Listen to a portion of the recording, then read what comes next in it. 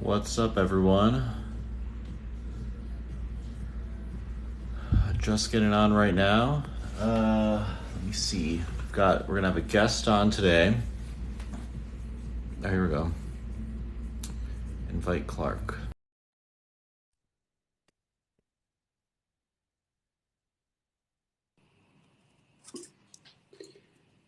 What's Yo, up, Clark? what's up? Can you hear me? Yep, I can hear you. Sweet. Glad we finally got to do this. Yeah, likewise. So I'm not sure if it add you as a guest or co-host. I guess it probably ends up kind of being mostly the same. So Yeah, no problem. It's all good. yeah, perfect. So we got people streaming in. Actually, yesterday, or was it yesterday? Last week, I had my biggest spike. I had like I think 1,200 concurrent viewers, which was Oh, awesome. geez. Yeah, I don't go live as much as I used to. I used to do a lot more, and I just haven't done it lately. But I Yeah. honestly should do more of it because I feel like back when like a year ago, I feel like when you would go live, like you'd hop off and you'd have like the 99 plus like next to your notifications, and like your followers would Oh be yeah. crazy. And I feel like it doesn't happen as much anymore, but it still helps. Yeah. Awesome. So let me see. I'm gonna try this layout. Awesome. Cool. So people that are joining in, both Clark and I, we talk about tech sales. So people want to know tech sales. It's B2B software sales. So a lot of people, myself included, when I thought about sales, I was like, I studied engineering. I was like, I can never do sales. That's for like slimy, snake oil people or whatever. But it's very, very different. So I've enjoyed it. I've worked at a bunch of different companies. I've been at Amazon, Google. Currently doing stuff with ByteDance. That's the parent company of TikTok. I have a couple advisor positions, and then do selling on my own. And if you guys don't follow me already or Clark, so I basically put out a bunch of content to help people get in for free. There's a bunch of paid boot camps, all that. You don't really need that. I have like a free playlist on my profile. People have gotten in with just that information. And then earlier this year, I partnered with Bravado to put out a totally free tech sales boot camp too. So that one's in the bio if you guys want to check that out. But yeah, if anyone has any questions or anything, this is basically just gonna be like an open Q&A for the most part. I'm not sure what this Jessica person is doing, but let's block this one. Funny enough, I have DMs from me and you. I want to say it's probably like, so I got my tech sales job 6 months ago. And so it probably been like 8, 9 months ago of me just being like, yo, like I'm trying to get into tech sales. Like, what should I do? And you pointed me towards your playlist. And I remember watching those. And I'd probably watched Hmm. your videos for probably like 6 months before that. Hmm. Ah, nah, I don't need to do this. Like, I'm doing my Yeah, side hustle. yeah. And then literally did it, interviewed for a month and went from 50K at the old job to like 125K right now at my new job. Oh, yeah. It's huge. I was actually talking to someone who I think they did a similar thing, except they were actually in the first year of college, and they ended up landing an SDR position paying 90K full time. So they're just dropping out because what's the point of Holy, doing another 3 years yeah, of schooling? that's insane. Yeah. But let me see. So we already got some questions here. So let's go ahead and check those. So DJ Nick, what do you think about cloud now with soft Microsoft results? So in general, so with cloud is interesting because cloud is self-service, right? So anyone can spin up an account on AWS or Azure or GCP. So because of that, it's a little challenging from a sales perspective because they don't necessarily need a salesperson all the time. That said, because you can spin it up very quickly, you can also spin it down very quickly too. So that's what we're seeing. So oftentimes what happens is when there's a downturn, companies are looking at what are the easiest things that they can cut their spending on. And on the cloud side, they can look at like, development workloads, test workloads, other projects that aren't revenue drivers, and they can put those on pause or spin them down pretty quickly. So overall, long term, it's not going to be make a big difference, but yeah, for sure, there's gonna be a short term blip as companies kind of cut back and do cost cutting, cost optimization, um, as opposed to like if it's like a SaaS software license, right, they're not going to get a prorated refund for the most part. Clark, do you see all these questions here too? Just curious. Yeah, I do. I do. I was just to say, I saw Yo-Yo's question about final stage for interview, BDR, cold call role play. I had a good Sure. amount of those. I would just say like the biggest thing is like initially they're gonna probably try and be like when you do it, they're gonna be like pick up like I only have 30 seconds. Like you gotta just do your best to be like, oh well, I'll give you a short version and I'll keep you on the line just to like so you know what I'm calling about, so you know it's worth your time if I need to call later. And then Yep. they're not gonna like actually cut you off at 30 seconds at that point. Like just keep asking questions. Like the only feedback I really ever got back was like, I wish you would have asked a couple more questions. And I had already asked like 6, 7 questions. So just make sure you're asking like as to the point where you feel like it's going on for too long. Like in their Yeah. mind, that's going to probably be like a good interview for them. Yep. Yeah, that's good feedback. Yeah, don't overthink the role play. For the most part, I would say like if you're at the final stage, usually these final stage interviews are more of like a formality. So, Yeah, follow, another big piece of advice is, lean heavily on like the hiring manager or the recruiter. They should give you like pretty good tips in terms of like what to expect for the interview. Like they're usually incentivized to make sure that you get an offer too. yeah. So, yeah. Um, Here's a question. Who does large tech companies lay off in order? So that's a great question. So, um, in general, what happens, especially with the big tech companies, you'll notice is that they actually don't have, usually at the really big companies, they have a good amount of like temps, vendors, and contractors, as opposed to like full-time engineers or full-time employees, sorry, FTEs. When I was at Google back in, was it 2018? I think it was only like a third of their total employee count were like full-time employees. So usually what happens during a downturn is they'll first look at not extending contracts for the temps, vendors, and contractors. They may pull contracts early or end them early, and that happened, I think, for some of the companies earlier this year. And then for full-time employees, they typically, at least the big tech companies, they typically don't lay off. They don't like to lay off people because they're thinking long term. But what will happen is like, let's say if they have employees that were, on the edge of like being on a PIP or a performance improvement plan that were like on their way to get laid off anyway, they might accelerate that process. Um, and then for people in sales, right, what that means is if you want to be safe in sales, the chances that they're going to lay off the entire sales team are slim to none. But that said, if they do lay people off, it's going to be people on like the bottom half from like a performance perspective. So hopefully that helps there. Startups are well, you'll get crushed in a recession. Yeah, actually, the startup that I was at, I left Google to join a fintech startup.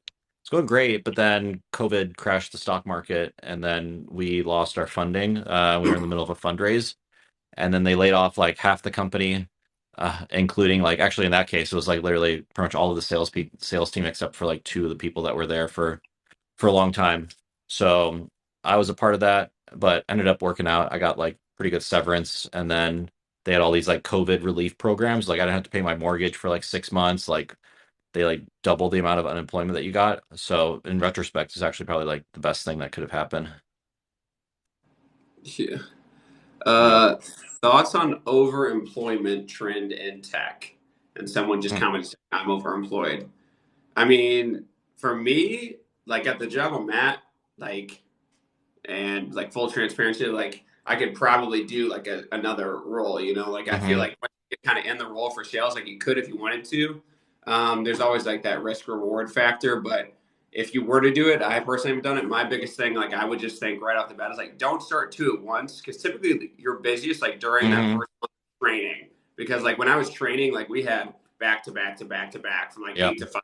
So like obviously you could never do two trainings like month training sessions at once. Yep. I mean, if you're trying to make bank, sure, but I mean, I don't know your opinion, Tom. You might be better off just going hard in your current company and trying to get that. Yeah. Yeah, I mean it's so I think it varies. Like I've seen like the subreddit and like some of them like what I've noticed for a lot of them it's like people who have like four jobs that are paying like 80 or 100K each, so they're more like Yeah, entry level. And honestly like I think if anything like if you're on the sales side, I wouldn't even like consider it unless like you're already like at the enterprise AE level and you're very comfortable and you're able to manage your territory and you know what yeah, that workload is. because that you get to a point, especially in sales, you have accelerators, right? So if you have two jobs, for example, two sales jobs, and you hit 100% on each one, if instead you took that effort on that second job and you hit like 200% of your quota on the first job, you'll likely make more than both at 100% because of accelerators, right? So, Yeah. and then you also have to think about like, is it gonna slow down your path to promo? For anyone who's getting into sales, like as an SDR, BDR, the entry level role, you should absolutely be trying to get to the AE level, the account executive level, as soon as you can. But I mean, but there's other ways, I guess, to have like side hustles, for example. Like I have a couple like, advisor positions. I do social media and other kind of investment related activities related to that. And actually most of my like sales colleagues, they have other things that are going on the side too. So, Yeah. um, mhm. Yeah, similar, same thing for me. Like I do Turo, I like house hack, I do like some Yeah, renovation stuff. So yeah, I think that's probably a better route as opposed to like just taking on multiple entry sales roles. yeah, yeah. Yeah, I think we remember we talked about maybe we talked about Turo a little bit. I actually did that a little bit too. I did it from Yeah, when did I do it? I think I did it from like 2013 through like 2017 or something, and then kind of and then tapered off on it just because um it was taking up a little bit too much time in terms of at least the way that I had it set up. I didn't If I had like a setup like where I was like living close to the airport or something, it would have been great. But then I yeah, ended up like buying a house in Lake Travis in yeah, Austin, so it was just too inconvenient. Like I remember I had like the paid airport drop off option. I set the fee at like $200, but I had like yeah. I would still have people select that, and it just wasn't like worth the time because I'd have to like Uber or drive there Oh, 45 minutes to the airport and Uber back. I'm like, it's just yeah. too much. It's the worst. I have the two Teslas on there, and I only do like pickup, literally like right next to my Oh house. I yeah, use that's the way to pick do it. up. Hmm. But literally, like you said, by the time you drive 40 minutes, pay for an Uber back, then you got to Yeah. Uber back and drive back. It's a pain. Hmm. Oh, here's a good question. So, got offered an AE job, but commission only. Came from the car industry. Will this help look good for tech? So, I have a lot of follow-up questions there, right? So it's like usually most of like the legit tech sales positions, they are going to have like a base salary. So if it's commission only, I have some questions in terms of like what the company is, what the product is. Um, so I don't know of any actually tech startup or big tech company that's commission only. So, but if you have any experience, I guess will kind of help be maybe like a jump, like a stepping stone if you want to get to like a more legitimate tech company. But oh, Garrett, thanks for hopping on. Garrett's one of my subscribers, so new TikTok Nice. subscriber program. I think it's like they said it like $5 a month, but they're gonna be rolling out more stuff. I'm trying to ramp up lives again. You could do like sub only lives. I'm trying to be kind of creative with that. Oh, the other thing actually I was going to mention was that let's see.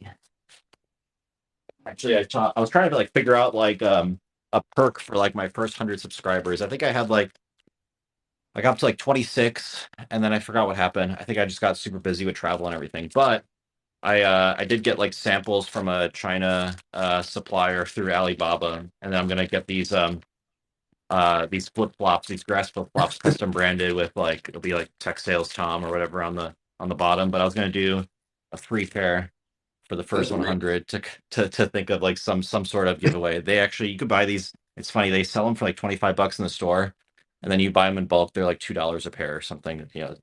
That's insane. Direct from China. That's funny. Hmm. What are other questions? Let's see. How do you think a potential recession may affect tech sales AE roles? Yeah. So yeah, that's a good one. So there's positives and negatives. So if you're changing companies, right, and you join as a new rep, they're the chances that they're gonna like lay you off within your first year of joining is pretty low unless like you literally don't do anything. And then if it's a startup, I have seen that startups fire people in as soon as like 2 months because it was just a mishire, I guess, or I don't know, or something was misrepresented during the interviews. But for the most part, like it's actually not, in my opinion, it's probably actually a good time to join because one, if they give you stock, hopefully you're getting the stock at a lower price, at a lower valuation. So long term, I think the economy is going to be solid. So if you're essentially getting your stock at a discount. Um, like when I joined Amazon, it was like um, there was like a dip down, and then because I joined when there was a dip down, my stock, I think within like the first 6 months was up like 30% or something like that. As opposed to I know some people who joined like near the top and their stock is down like 50% or whatever. Yeah. So so some considerations there too. So usually they're going to hold back quotas um, as well. That's kind of like my major. Overall, I think it's like positive because I mean, there if you want to get into the industry, I wouldn't like hold off on joining just because of like these market conditions because there's always going to be something that's going on. So it's better to get started sooner than later, in my opinion. Yeah, I would agree. Especially, I mean, I think the big thing, like you said, like the stock, like that could literally be that stock gain could be the same as like your base comp, and like if you in some roles, like if someone gives you 30K stock and it goes up like 50% or whatever it does, right? And you're now you got 45 grand worth Hmm. of stock plus your base and everything. Yep, yep. Someone had a good question up there. What was it? Oh, BD. They've been a BDR for a year now. Oh, sorry. They added these effects. I didn't realize. I don't know when they put that in for lives. All right, go ahead. You're good. They said they've been a BDR for a year now and no clear path to promotion. Should I leave now or ride it out? What do you think? You want to take that one, and I'll Yeah. share my thoughts on it. So for me, I'm gonna roll like similar, like pretty opposite. So I've been in 6 months, just got first promotion. Like there's a very clear path. I'll get another promotion at the year mark, and like I'm paid well. I think it probably for me, if I was in that situation, I would take it as like, are you happy with the pay you're getting right now in that role? Like, do you think it's good compared to what other roles or what other companies are paying for that role? And maybe you write it out for slightly longer and like push that conversation with your manager or whoever it is to Hmm. like get a clear path. But if you Yep. push it, you can't get that answer, or you're just already not getting paid what you want to get paid. I would have no reason to not start applying right away. Yeah, I would say, yeah, absolutely. I mean, anytime like I feel like people have like doubts on like their career progression, it doesn't really cost you much to just go ahead and like start updating your resume and LinkedIn and either apply or at least just like check the little flag on LinkedIn saying that you're open to recruiters reaching out. Because like you never know, if something might come along. And but a lot of times it's like kind of a um chicken before the egg type problem where people are like thinking like, oh, should I leave yet? Well, I mean, if you don't have like an offer like in hand, like I don't think you should ever like leave a job without having that lined up. So first get that, see if Yeah. the conditions improve, and then you can kind of make your judgment. But if you don't have a clear path to promo after 12 months, and this is also dependent on you also have to have like you have to take some control over your career growth. I see too many people who think that they will automatically get promoted just because they do their job or they do their job well. You have to like self promote yourself. You need to understand what are the actual promotion criteria. What is your manager going to be looking for? Um, and if you really want to take control of it, you need to understand that, and then you need to be basically building your own promotion document, and then you have to align with your manager, at least on a quarterly basis on like your career goals, and let them know that you want to get promoted to that next level. Make that timeline clear, and you got to hold them accountable to it. Otherwise, yeah, if you're just waiting around for a year and you think you're automatically going to get promoted,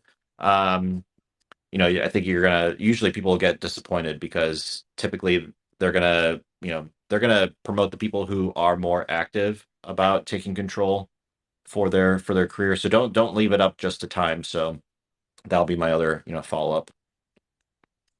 Yeah. Agreed. Yep. I don't know if there's any ones that you saw. I saw one that you probably would be able to answer better than me. It says stay at your startup and try to collect all your stock over 4 years, or leave for bigger salary. I know kind Um. Yeah, of you can little. go. Yeah, you gotta take that one. I'll share those thoughts too.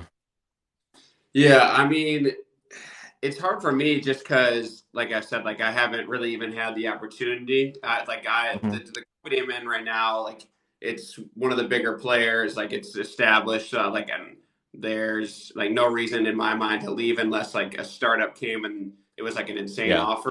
But I think it's intriguing, and I know you were at the startup and got burned by it, but Yeah. uh, and I think it goes back to like, what is your current situation? Do you really like your job and you're getting paid properly, or you don't Hmm. like it that much? You feel you could get paid more, and you're at a point Yeah. where you can take a risk with like a startup, and maybe it pays off great, or maybe it doesn't, and you're fine, and then you can go get that big salary a year later. But that's at least my outlook on it.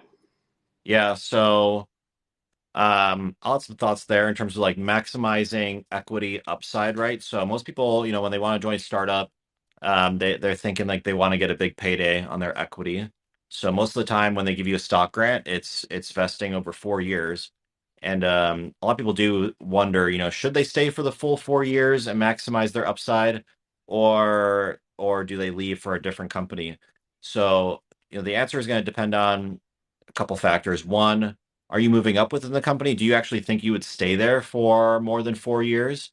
If you know that you're going to switch, usually it's not, it doesn't really make sense to continue to invest more time in that company because, you're just investing time into your career, which, you're going to have to kind of restart a little bit when you switch companies. And if you're only thinking about the equity, a good way to think about it is you want to diversify your portfolio, right? So I know a few people who what they did their strategy with startups, which I think is a good one, is they spent no more than 3 years, but mostly like 2 years per startup. And so one of them, he went from I think over like 11 years, he went to like five different startups. So he collected equity, 2 years worth of equity at each one of those. And realistically, like, not every startup's going to be a big, is going to have a big exit. But for the ones that do, even if you only have like 2 years of your stock vested, you're still going to get a pretty good payout. And if you think about it, you know, the chances of like you look at like what the expected outcome is going to be across, 2 years worth of stock across five startups versus, 4 years of stock over two startups, you're probably going to like on average have more upside just having more exposure to other companies. So that's the other thought. So you can kind of play the startup game that way. Yeah. Yeah. Hmm. As soon as you start talking about that, I was like, yeah, probably the best to kind of play that middle ground of you're not there for the whole 4 years and you can, like you said, like diversify across it. Yeah. Oh, this one is a good one. If you had to choose between sales role, IBM or AWS, which one would you pick? Me personally, I would say AWS for sure. IBM, they're kind of a laggard in the industry. I remember they tried to recruit me pretty hard back in 2018, and they were literally just building up their cloud business from scratch.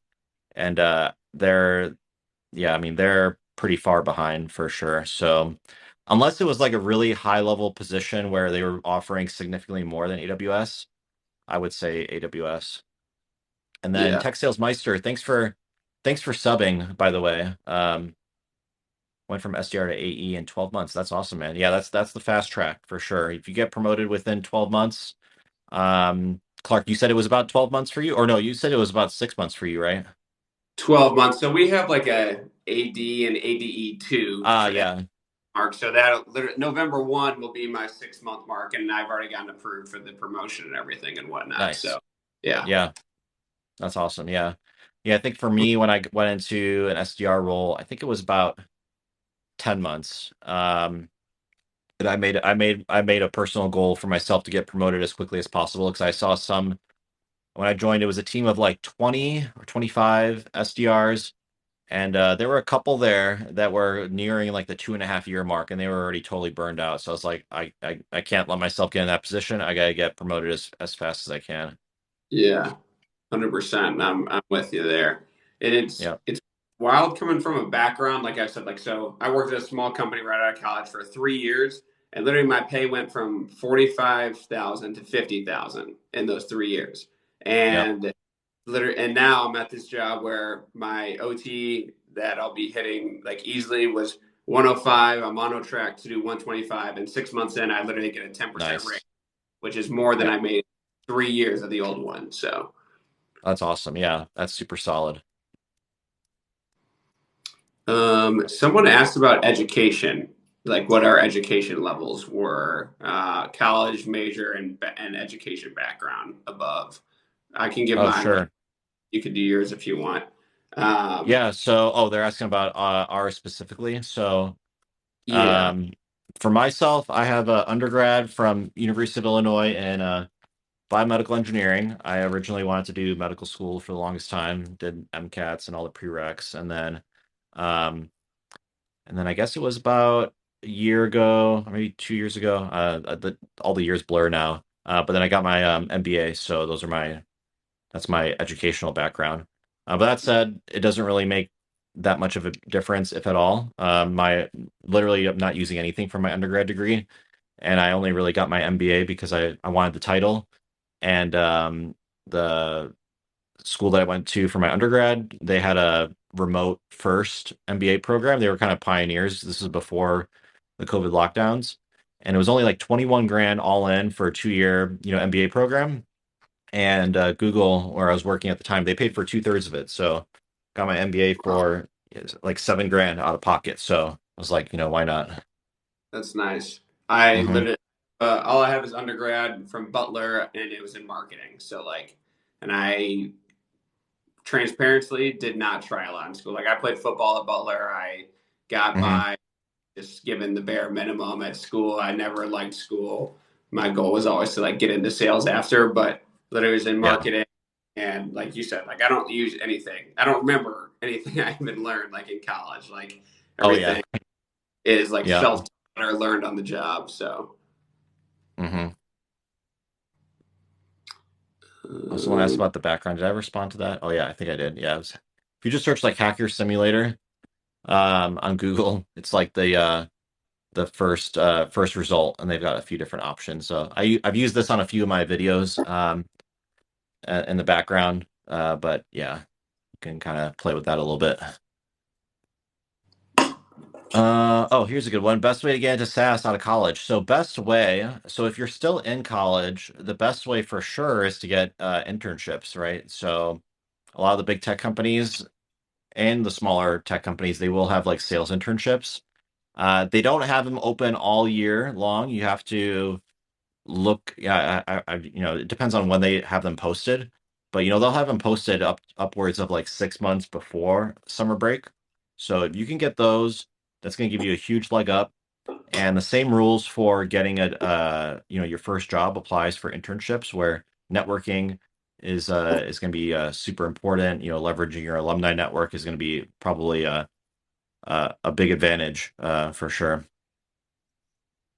yeah, I same thing. And also, I know you obviously like the main person behind tech sales, you, and but like I worked with provider to help like promote it as well. Like I feel like that's if you're nearing that point and like you just want to like learn more about it and going through it, like that's probably a great resource for anyone on here. Like that either they don't have experience, they're out of college, or they Yep. just don't know how to get into tech sales. Like, and it's free, so there's Yep. nothing to lose. Yeah, yeah. So yeah, what Clark referenced, yeah. So I was working with Bravado to put together a free intro to tech sales course. So it's 5 weeks, self-paced. The full launch was just a few weeks ago, and basically go through the basics. What's the overview of the tech industry? What are all the different roles within tech sales? How do you position yourself? How do you find the jobs? How do you interview for them? Negotiating. So kind of go through those. It's not super in depth, but it's also free. Honestly, it's way better than most of like the paid programs, and some of them charge obscene amounts of money. So, oh, this one's a good one. Have I seen a cap on sales engineer salaries, regional director of sales salaries? So I've been a sales engineer twice, and I switched over to the sales side mostly because there was a bit of a cap, at least I saw. So at the time, there weren't really many companies that were offering over 200K OTE for sales engineers. That said, if you go to a big tech company like a Google, Amazon, Microsoft, they have their leveling system goes pretty high. And I know sales engineers that are have a 400 500K OTE, especially if you're counting stock. So that's what, so the answer is going to depend on if you're looking at big tech versus startups. So for startups, for sure, there's a bit of a cap.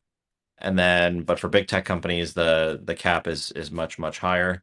And then salaries will actually be the base salaries will actually be the same for sales engineers and account executives, but the account executives will typically get less stock, but then they have higher cash bonuses on the commission side. Gotcha. Um, Someone asked, what is the average quota attainment for AEs in tech? I mean, obviously it's pretty broad. I saw on the rep view for the SMBs though, I think it was 132 was the average OTE or something along those lines. hmm Um, I don't know what your thoughts on that are, or if you think it's higher or low. Yeah, yeah. I'm wondering if they're thinking, or if they're just referencing what's the percentage of reps that hit their quota. Yeah, So actually, that number also varies by company. So RepView does kind of like list. They have some numbers on like percentage of reps by segment that are hitting their number. It typically actually ranges between like 40 and like 60%. Sometimes, some cases, it's as high as 70%.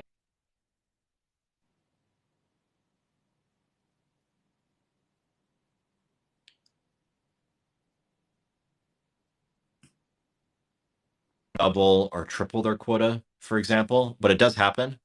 So you kind of almost have like a normal bell curve, I think, in terms of reps that are underachieving and overachieving. yeah.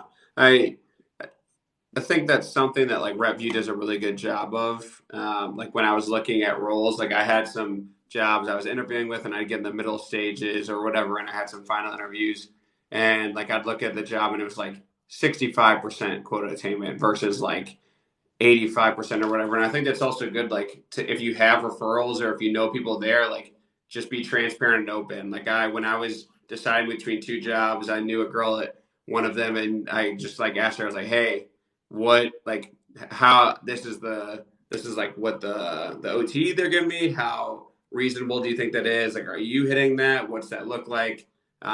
Obviously, the more you can use those connections there to like get a better, more accurate picture, obviously you're gonna that's gonna like Mhm. pay a huge difference. So Yeah, great question. Yeah, I don't know if my audio cut out, but I got a call from DoorDash. I got some stuff that just came by the door. So I'll be right back, but you can continue, Clark. okay, sweet, no problem. Uh, Average OT at AWS that you could possibly obtain was 6 years of tech sales. That's great question. Tom might be able to answer that when he get back. How to manage stress in tech sales? I would really say like you just gotta like it sounds cliche, but like work on time management and get like just get in the ear of the top earners, like kind of see how they've handled it, what they've done to be successful, and kind of like look to mimic that because that's going to be important. And that's you're gonna obviously they've succeeded and done well and been able to handle the stress. So if you can kind of get in their ear and have like one or two people that you lean on. That's big. And also, I mean, just make sure you're taking your time off. Like if you're doing what you should be doing, like quota is going to get attained by you. Like people are going to see you're putting in the work. Like don't be afraid. Like maybe initially, obviously, don't take like a week off or something if you're new. But as you get in that groove, like make sure you even like if it's just a 3 day weekend or if you're blocking out like a 30-minute like just mental break during the day, right? And I think a lot of companies are being more conscious of that as well nowadays. Made it to a final round of interview at Oracle. Got a call today. They're placing a hiring freeze. That absolutely sucks. I think that's probably a little more. I think that's going on a little bit more right now, like the hiring freeze. But I think the good news about that is like because of that hiring freeze, they're not really laying off like the sales teams as much for that. So that is the good thing about being in tech sales. Salary increase from sales engineer to manager director. Uh, let's see what I've got. Tips on get from BDR to enterprise account manager. Kind of goes like what I was saying earlier. I mean, obviously you got to do whatever you can to be in whatever accelerators and whatever hurdles are in your way to like the get that promotion. And if you don't have a clear path, you should be talking to your manager, whether it's monthly, quarterly, or whatever, and make sure you have a clear path planned out. I would talk to people who have made that same career jump that you're looking to make, ask them how they did it, ask them what it looked like as far as timeline, numbers they hit. That's going to be a big way for you to do that. Let's see what else we got here.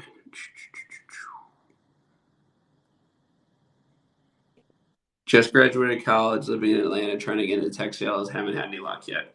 I'd make sure that connect with as many people as possible on LinkedIn. Like if like we were kind of talking about earlier, like referrals are big for a lot of companies, and a lot of people like get incentivized to refer you. So I wouldn't be like against like asking for those, and because if they see you've got a referral on there, you're more likely to just get your foot in the door, and that's the big thing is just getting past like that initial like resume screening or whatever you want to call it, just to like be able to get in front of them and show them like, okay, I'm not just this person on this resume. I'm a real person. If that's the is that oh I thought that was Potbelly's, but that's still an ice cream sandwich cookie. That looks gas. Yeah, it's we got Foxtrot here, and they've got a pretty cool delivery modeled coffee shop, but Nice. yeah, so good. But yes. What did I miss anything here? I think I was there an AWS question? Yeah, where is it? Let me see. Oh, average OTE of AWS that you could possibly obtain with 6 years of experience. So AWS, like the other big techs, your OTE is based on your level. So it's just 6 years of experience. You might be able to get a level six position, but it'll probably be like a level five. Level four is considered entry level. You can look at sites like levels.fyi, and they tell you what the equivalent levels are across companies. But if you're at level five, the band I think for like an L5 is like 200 to 250K, and then if for like an L level six, it's like 250 to 350K. And how much you actually get with respect to the band depends on your interview performance, competing offers, and then yeah, of course, like your experience there. So hopefully that helps. It's a combination of base salary, commission, stock, and then sign-on bonus. Yeah, let's see. Um, Currently in sales and just promoted to management. Best way to cross over to tech. I mean, I I don't like when you say best way. Like I think like you just got to start like applying to tech companies, right? Like you just got to start Hmm. doing it. And like in the interviews, I'm sure you'll get questions of like, you have no tech sales experience. Like, why do you like Yeah. you have, do you think you will be able to do it? For me personally, when I would get that, I would always pretty much like come back with I don't have any tech sales experience. I also like on my because my on my resume I had like my entrepreneurial stuff. I was like I also had no experience renting out cars on Turo or like renovating houses in real estate, but I taught myself to do that, and and that was all self taught. So I know if I join a company like yours that has like a good training system in place, then I know that I'll be able to exceed with that system in place, yada yada yada type thing. So I mean, Hmm. just applying. Like I don't think there's any quote unquote best way. Like there's no magic pill that's going to get you into tech from whatever sector you're in. Like you just got to start applying and get your foot in the door for one or two interviews and then figure it out Yeah. from there. Yeah, and referrals will help a lot too. Yeah. But yeah, you hit the nail on the head in terms of like what they're gonna be looking for in interviews. So even though like you're in a sales manager position right now, I would not expect to get like a sales manager position in tech sales. But that's okay. Depending on the industry that you're in, you actually might have like a higher OTE as a new sales rep, individual rep than what you're currently doing as a manager. Yeah. Um, got put in outbounding, and I think I'm finally figuring it out after 2 months. Love that. I mean, it's not comfortable for anyone, like when you first do it. Yeah. Like, no one loves outbounding or is crushing outbounding their first Hmm. 100, 200 calls. Like, the only way you get good at it and get comfortable is doing it a lot. So, I think that's a progression a lot of people kind of realize. Like, everyone sucks at the beginning. Goes, Hmm. like, I hate to, it's cliche, but like, but I watch his stuff all the time. Hermosi talks about like just go suck at something for like 100 hours Yeah. of working on or whatever it is, right? Like go suck at something for 2, 3 months, 6 months, and you'll get way better at it than just like Hmm. stressing trying to read books about how you can be better at it or whatever. Yep. Yeah. The other thing to add too, especially when you're just starting out and you're outbounding, volume is actually probably one of the most important factors in my opinion. Um, I knew some people who really stressed out on like having like proper email templates and the most perfect sales cadence, but then what ended up happening was their volume just wasn't there. So even though maybe their conversions or their open rates were higher, it just it didn't make up for the significantly lower volume. So it's just practice, get in a ton of volume, and BDR, SDR, the entry level role. It's pretty much actually, I think, when you look at all the different roles across the tech sales career path, it's probably the easiest because they tell you exactly what you need to do. Um, and you don't have to worry about actually closing the deals. There's a lot more things in your control as a SDR, BDR. So, 100%. um, yeah. Someone said that they get starting at Microsoft and cloud sales, new grad soon is 80K base typical for entry level. I would say Hmm. that's probably for as far as just base, I don't know what the actual OTE looks like, but 80K base is higher than most Yeah. entry. I would say for sure. I think like maybe 50 to 65 is maybe normal Mhm. base. But what do you think? Yeah. I mean, for like Microsoft or for Amazon or Google, I Yeah, would say it's like it's definitely higher than like other like entry level SDR roles. Like normally it's usually between like 60 to like 80K yeah, OTE, in some cases a little bit higher, and then it's usually you're on a 70-30 split, so 70% of that will be base salary. But the bigger tech companies, they actually do, from what I've seen, start higher for a couple of reasons. One, they just, they have a lot more money on hand to kind of like, throw at candidates. And then the other thing too is that their bands are a bit wider. So for example, at like Google or whatever, for like a level 3 entry level sales rep, you'll see people in the same role that are both like new grad with zero experience, and you have people with upwards of like 4 years of industry experience. So it's pretty broad. So, but yeah, I mean, compared to like that base salary, I would say, yeah, it's pretty much like as good as you would hope to get for like an SDR BDR role, and you're also gonna be like in a pretty good place for career growth, where your pay is only gonna go up yeah. from there. He said his OTE was 150K, but he said basically zero stock is what they offered him. I'm Yeah, I reading. mean, Microsoft, I know they typically they're known to not offer a lot of stock compared to Google or Amazon. Actually, Google really cut back on the amount of stock that they gave out too. Like when I joined, um, I was actually in that situation where I didn't really know much about the leveling system. They offered me, this was with, let's see, 5 years of experience, I guess, across like two companies. They offered me a level 3 position, but it was like 185K OTE, and that was including like a 50K stock sign-on bonus. Mhm. But they gave me 160K in stock over 4 years, which, I think from what I've been seeing with like recent offers, they actually offer a lot less stock than they used to. But yeah, Microsoft has always been like historically lower, especially at the entry level, whatever. I'm not sure what it translates to, but yeah, you expect like 0 to maybe like 40K in stock over 4 years, so not going to be a significant amount. Yeah. Um, let's Oh, this one's see. a good one. Maybe you should do this one. How do you sound more excited on a call? You've got a good tone, just a little monotone. So, Clark, do you have anything that you do to kind of maybe amp yourself up for calls or anything like that? My role now, I actually don't. cold call, which is nice because I'm on the partner side.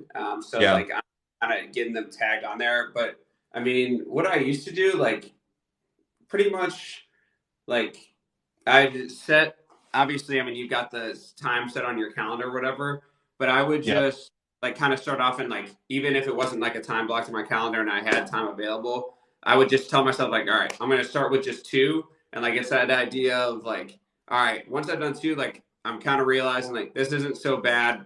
I've done two. Let me do 10.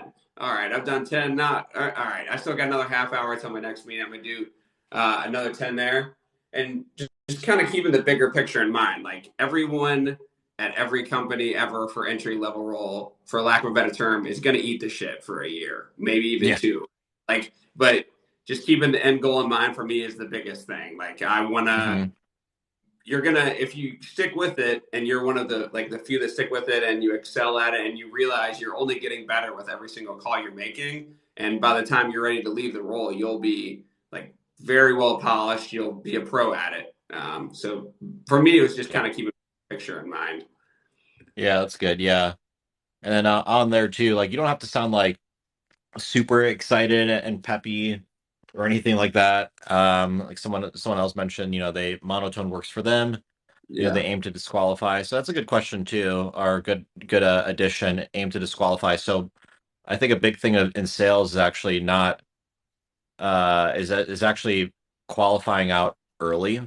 So you'll have a lot of customers that might only be partially interested, and you'll spend a lot of time working with them when really they were never going to buy in the first place.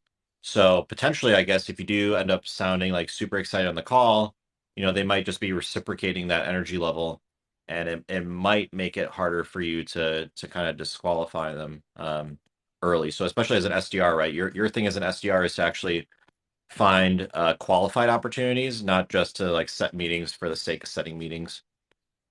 Yeah.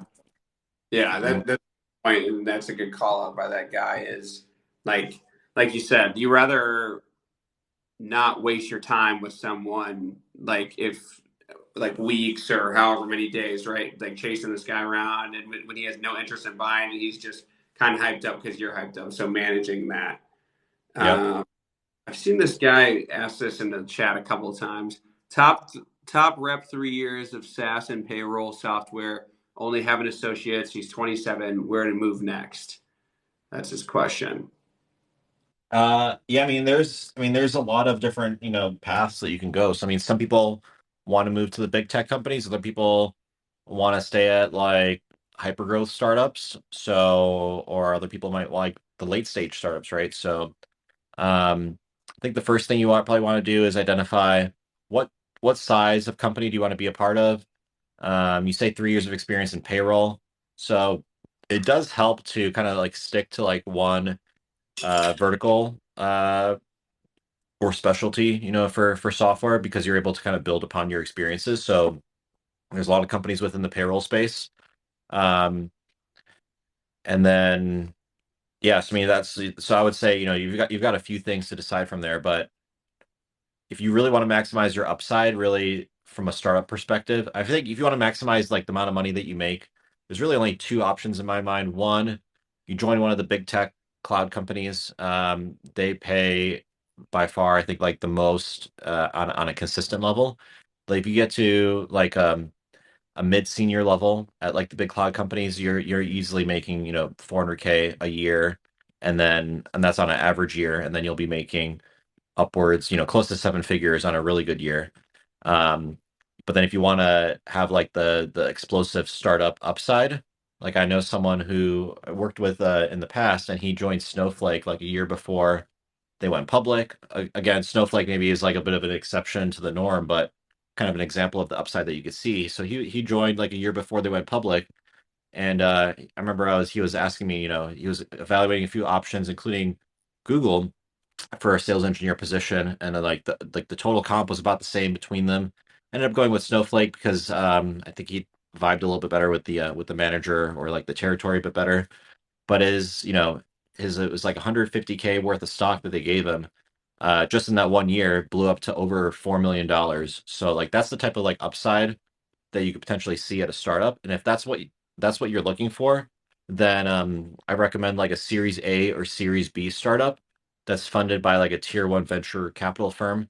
Um, because and then there's other criteria you might want to look at for a startup. I did a couple videos on what to look for, because it can be pretty hard to identify what's actually like a good and a promising startup versus like a dud of a startup that's kind of going to grow slowly over 10 years or something like that, as opposed to having that hockey stick growth that you want to see. Duh, duh, duh. I know we had talked about being on here till 9:30. I don't want to hold you. I know you got a million things running. Hmm. I have to edit a YouTube video unfortunately tonight. But Oh I yeah. I do appreciate you having me on here again. Yeah, this You're is the, this is great. I want to do more of these like guest or co-hosted lives. I think that's it's good to get multiple perspectives. yeah, for sure. So I appreciate it, and I learned a lot from you being on here, even, and I hope some people learned a little bit from me. So I appreciate it, man. Awesome. Yeah, and then I'll share the recording afterwards if you want to reuse anything. That's one thing I haven't done yet is try to get interesting clips from these lives. Yeah, So, for sure. Yeah, no, I appreciate it. yep. All right. See All you right, later. I'll see you, Tom. Yep. Let's see. So, here was an interesting question. It was like, how do you protect your eyes from all the tech gear? So, yeah, dark mode. Someone mentioned dark mode. For me, actually, I try to like break up my day. So I very rarely will actually get started on actual work stuff before like 9 a.m. Like I like to work out in the morning when it's warm. So I'm in Chicago, so I'll do stuff outside in the morning. Now it's getting colder, so now I have to shift my like workout to like midday. But there's a few things. I don't do like the blue light glasses or anything.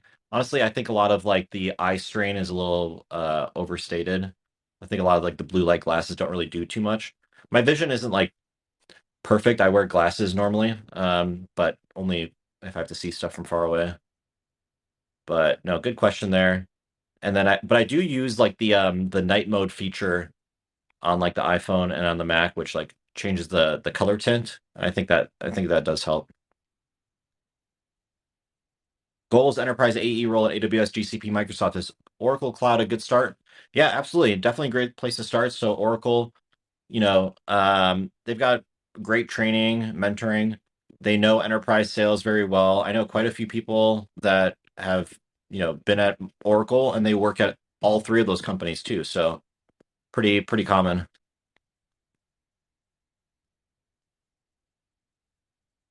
Would you prioritize real estate investing as a new grad? Trying to replicate you.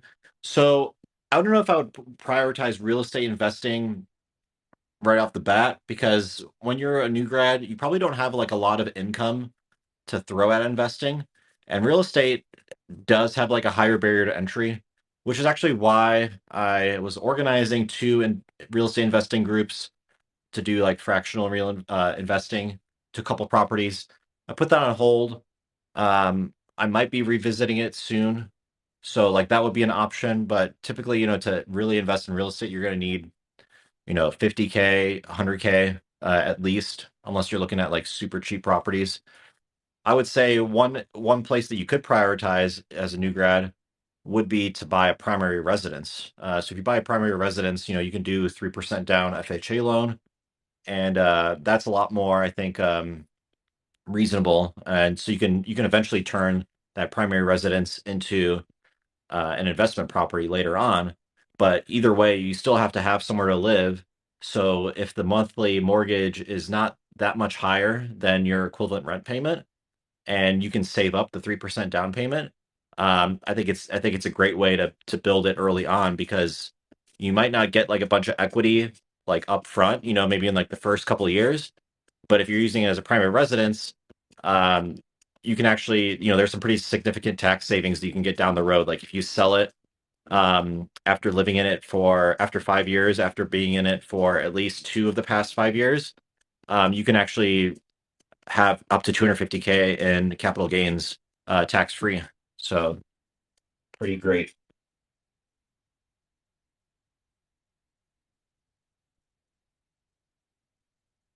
Thoughts on the recession? conversation. So lots of thoughts on that. Obviously, the market or the conditions have been just crazy overall, right? So we had these unprecedented lockdowns. We had a bunch of supply chain issues.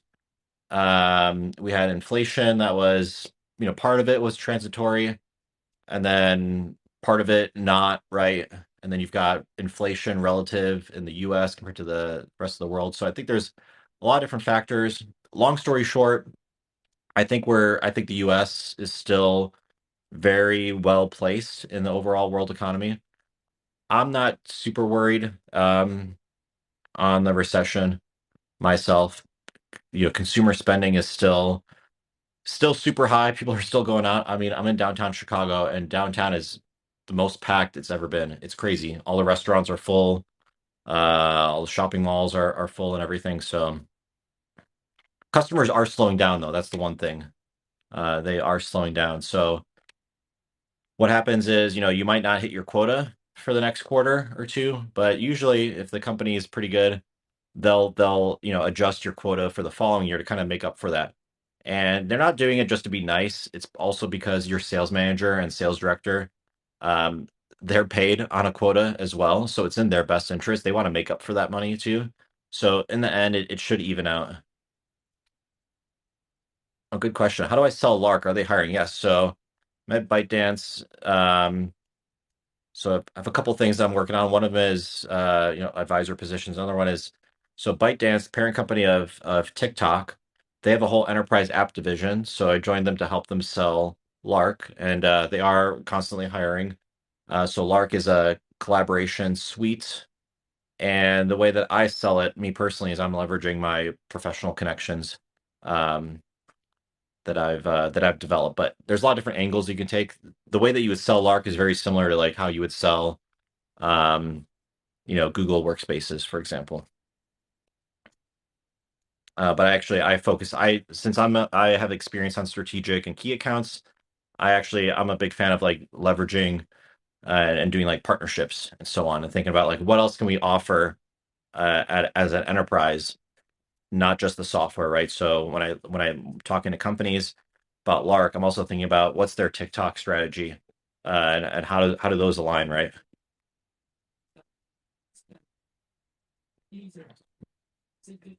Do they need SWEs? Yeah, I mean there's so that's the one advantage. So ByteDance, they have some pretty good timing, right? So most companies, the tech companies and like the like Meta and the other social companies, they're seeing slowdowns in ad revenue, right? And their business is starting to slow down. And that's because but what's happening is, yes, companies are cutting down their marketing budgets, but what's also happening is they're shifting their marketing budget around, right? So their overall budget is going down, but they're moving a lot of their budget from like where they would spend it normally on like YouTube or like Facebook ads, they're putting it over onto TikTok, right? So TikTok's in a very unique position where even though globally advertising revenue is going down, they're absorbing a lot of that too. So they're in a really good position. They're still aggressively growing. There's a lot of expansion plans, so they're hiring all across the board. So if you want a referral there, I can definitely help. Send me probably the best way for that would be to send me a LinkedIn request. Someone's in my bio, and then and attach your resume or whatever, and then I'll try to get that in. Got an SDR role for Eventech, good start, but want to work in cloud. When it's too soon to jump? I don't think there's too soon to jump. So some people worry too much about like job hopping and they're like, should I stay longer? I don't want to look like a job hopper. In my experience, it's only going to be an issue if you change jobs multiple times in a row where you've been at the job for less than 12 months. Unless you have like a good explanation behind it, what's going to happen is the hiring manager is going to think like this person just couldn't do well in the role, and they got managed out, or they got let go, and that's why they left multiple companies. So um but if you're early on, I think early on in your first like 5 years of your career, you could probably maximize your career growth by changing jobs every 1 to 2 years. And then by the time you get to like that 5 6 year mark, you'll be at like a more senior level where that's the point where hopefully you'll be at a place that you can spend a few years at, because you will plateau at a certain point in terms of like how much money you can get from job hopping. And the only way to increase at that point would be to stay at the company long enough to get promoted to these even higher levels where they mostly do internal promotions versus external hires. Hopefully that makes sense there.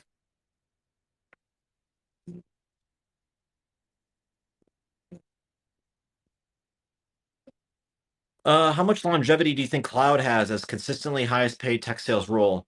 So, great question. I think there's still a lot to go in terms of growth of the cloud. Um, there's a lot of companies still only have a portion of their enterprise on the cloud, and they're using like on-premise data centers or managing it themselves. So there's still a lot of like headway and potential growth. Some of the bigger companies, they are seeing a little bit of a slowdown, but that's fine. I think they'll still consistently pay very high from an OTE perspective. And these big tech companies, the Google, Amazons, Microsofts, their stock is a constant strong performer because their business is very, very solid, very, very profitable. So, they're seeing like, 20% on average, annual, growth or, increases in their stock price. And these companies all give a lot of stock and they give you more stock every year. So even if as a cloud rep, you're not gonna be able to like really blow out your number. If you stay there at any of these companies for like 5+ years, you're gonna be sitting like very, very well in terms of like your overall pay. I did notice that as I stayed at Google longer, and I wasn't even there that long, they did start to like kind of tighten down how accurate the quotas were. So you didn't really see too many people like really exceed their quotas. They got pretty good at like setting a very accurate quota because they have all the data behind the spend on the cloud for their customers. They can see what the trajectory is, and they base your quota based on the growth rates. But how many shares was I getting? Maybe that's related. So when I was at Google, it was 160. They gave me 160K in stock. When I was at Amazon, it was what was it? It was 200K. They actually gave less, even though it was a way higher position. But by the time that I left, it was closer to it. It grew to over, I think, 300K. Should you wait before become an AE before job hopping? Yes. Unless you know that you're not going to get promoted from an SDR to AE, you should almost always like just stick it out, get promoted to an AE first. If it might take you like 18 months, so be it. Because if you switch companies, you're going to start over again as an SDR and you're going to be back on that 12 to 18-month timeline to get promoted. Um, did I make a course? Yes, I did make a course and it's free. I partner with Bravado. I had a lot of requests to make courses because I put out a bunch of videos and I wanted to basically repackage them and produce them more nicely. So I used like my nice equipment, flew out to like LA. This is back in like, I don't know, what was it, like February or something. Um, we like rented an office space, shot like a bunch of like skits in person, and then I was recording a bunch of this lecture content here back in Chicago, and we finally launched it like 3 or 4 weeks ago. It's totally free. Tech Sales U. You can check that out. It's in my bio. Um, it's essentially you can look at my playlist on TikTok. It's like get into tech sales. I have a bunch of like free videos or whatever, step-by-step videos. It's not super detailed, but people have gotten into their entry level roles with just that.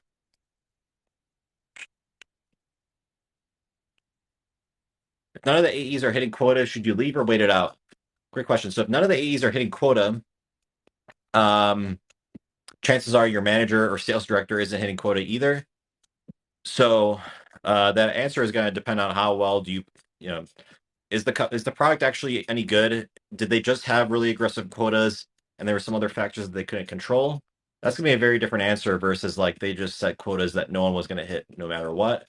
And that should raise some flags because that means that the sales manager or sales director, they're not hitting their number either, right? So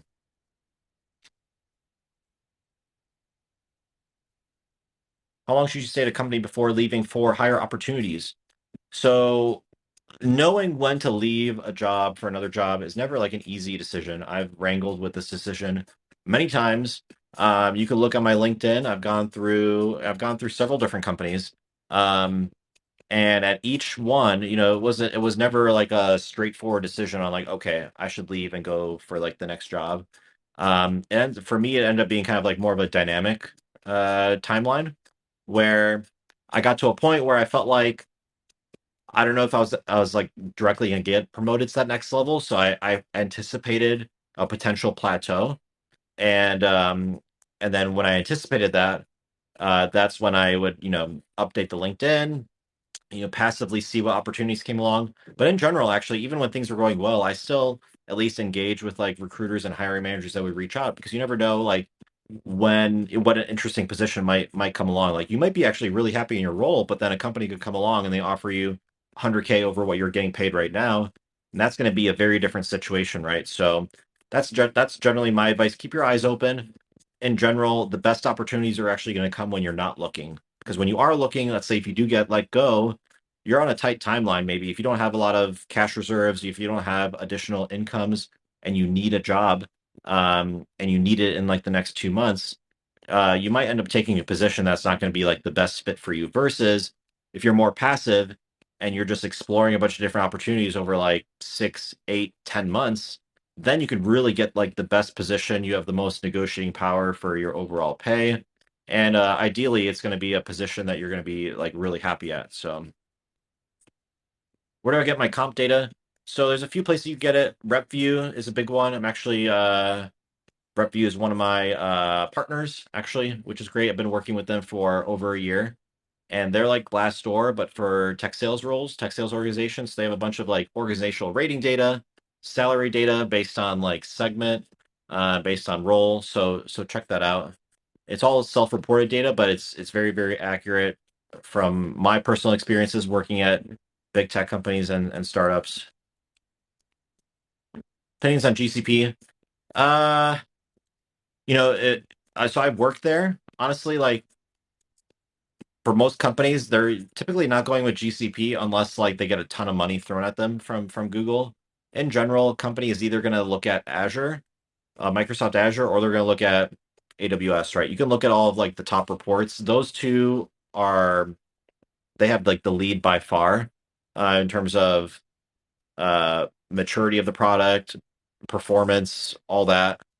And then there's a bunch of like laggards behind, and then GCP, is like the third. So GCP, what's interesting though with GCP is they're being a bit more strategic in terms of like the industries they want to focus on, and they're leveraging a lot of like their experience in other industries like Waymo, for example. They're leveraging like their engineers on that team to help like win over automotive customers, or they're leveraging like their experience like ad experience, right, and leveraging those resources. So I think that's one of like the benefits that GCP maybe has over the other platforms. The other thought too is like GCP is that they don't have with like AWS, there were a lot of like retail customers that didn't want to support a potential competitor, right? So then they would either look at Azure or GCP. How does Oracle Cloud do? Oracle Cloud, honestly, it's not great. Again, like most of their business, I think, is people that are like migrating from like legacy on-premise Oracle workloads, and then they put it onto OCI. But you're very rarely going to see someone who's going to say like, "Hey, we're going to put our entire IT infrastructure on Oracle Cloud," right? Unless maybe like the executive or whatever, came from Oracle, right? And they have some sort of connection there. Maybe they're getting like a kickback or something. Hey Tom, do you think GCP will ever beat out Azure? Honestly, probably not. If they do, I don't know. It's gonna be tough. Azure has, they have all of like their, legacy, enterprise customers, right? I mean, there are a few very big like advantages that Azure has over GCP, at least on the enterprise side. Um, but we'll see. We'll see. I mean, I think GCP it still is not a profitable business at this point. They've been investing a lot of money in launching new data centers, features just to get to like feature parity. I mean, it's a very good offering, but it's investing in the cloud is a long term thing. I am interested to see if GCP continues on like their partnership angle, and they focus on like those strategic industries where they do have like a competitive advantage. That's where we might see some things. What I was hoping I would see more from Google, and when Thomas Kurian came in from Oracle, I started to kind of see that was kind of doing like this one. alphabet approach to selling to enterprise customers. So Google, obviously, their advantage was they had a lot of customers on that were ads customers that weren't cloud customers, right? Um, but when I was there, they actually didn't really like, there wasn't really a lot of collaboration between the ads team and the cloud sales team. And I feel like if you're able to combine those two and you put together a very compelling offer, then you can make your pricing a lot more competitive compared to competitors. And that's kind of like what Amazon does, right? Amazon has a bunch of different branches of their business, right? And they actually do a pretty good job at the enterprise level of doing a very like holistic sales approach and actually approaching it more from a partnership angle. So I think that answer, it's a long answer. There's a lot of what ifs, but I don't think it's going to happen in the short term. Maybe in 5, 10 years, but Microsoft has very, very good leadership as well. So uh do, do, do, do. Why do Salesforce reps keep referrals? I don't know. I haven't seen them. I haven't had too many people. I haven't had anyone decline to do a referral, but it's interesting to know that. Can I make a TikTok video breaking down my home setup? Yes, I did one a while ago. I need to do one again. Um, so I've got like the setup here with different stuff, but I'll get that broken down. I've been updating the setup. As you can see, I recently got like these what are these called? The nano leaf tiles. They had them at Costco. Like them quite a bit actually. Should you work at GCP or AWS? Uh, I mean, if you have comparable offers between the two, it's gonna be a tough sell. I mean, it's very different between those two companies, right? If you're big on like writing, for example, then I would definitely say like AWS. Um, but they have different. Both companies have different, like for example, work from home directives or return to office directives. You probably don't have like the same level offered for those positions. So in my mind, it's not just like a one or the other. They're both pretty similar. You got to look at the specific details on the offer and the position. How to stay motivated as a bottom performer at the moment? Obviously, asking top performers for advice. Yeah, I mean, a good way to stay motivated is to keep things in perspective, right? So, I mean, what's great, I guess, with sales and also what's potentially not so great is that your performance is only as good as your last quarter. So you can be a rock star rep and have like 5 years of like experience of like blowing out your quota. But if you end up having like 3 quarters in a row where you're just doing terrible and you're not bringing in any business, that prior experience doesn't matter at all. And on the flip side, if you've just had a lot of bad luck and you're turning things around, you can actually, you can improve your reputation very, very quickly. So, take advantage of like that short-term nature. Don't let your prior um, failures or challenges like hold you back, and just focus on like the next quarter and break it down like day by day. I think that helps too. Um, Sometimes it's hard to basically take your long-term goals and break it down into short-term activities.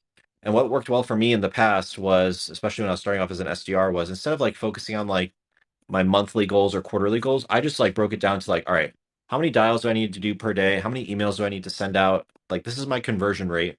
I know that based on this, I need to do at least 40 a day, right? And then I basically just work backwards from that. And that helped me quite a bit from a motivation perspective.